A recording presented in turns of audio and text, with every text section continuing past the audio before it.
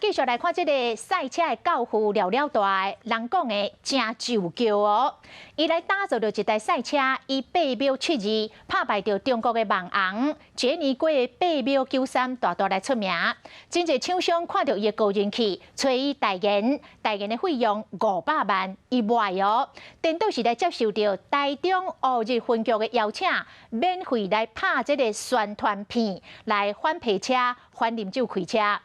看过这个大场面的了了大，在拍片的时阵，原来会 NG 哦，真趣味，咱这回来看。飙车啊，只是让人家唾弃而已，好吧？如果你们真的想要开快车，要到赛车场去。赛车教父了了大免费替台中市乌日警方拍广告，反驾车、反酒驾，效果集中。酒后不开车哦，开车不喝酒。了了大宣导赛车安全，虽然讲伊经过大场面，也过嘛有突锤的时阵。大家加油 ！OK， 好，边点。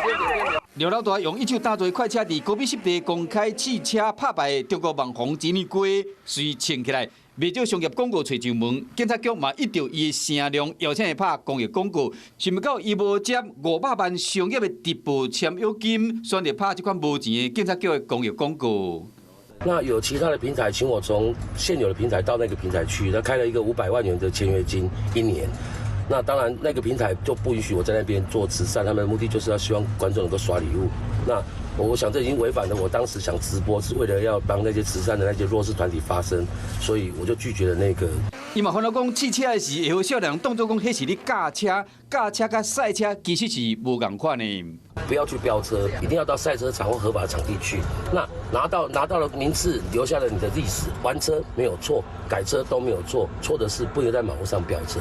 除了宣导卖驾车嘛，强调讲唔通啉酒赛车，这害人害己。了了到目前，人甲工作团队伫配合参加比赛，5月份的时，会佮甲警察局合办青少年的交通的安全营，教少年人安全赛车的观念甲技术，卖电视拍鼓号。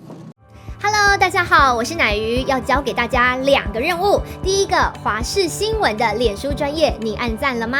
还有华视新闻的 YouTube 频道，赶紧订阅起来，还要记得按赞，开启小铃铛哦。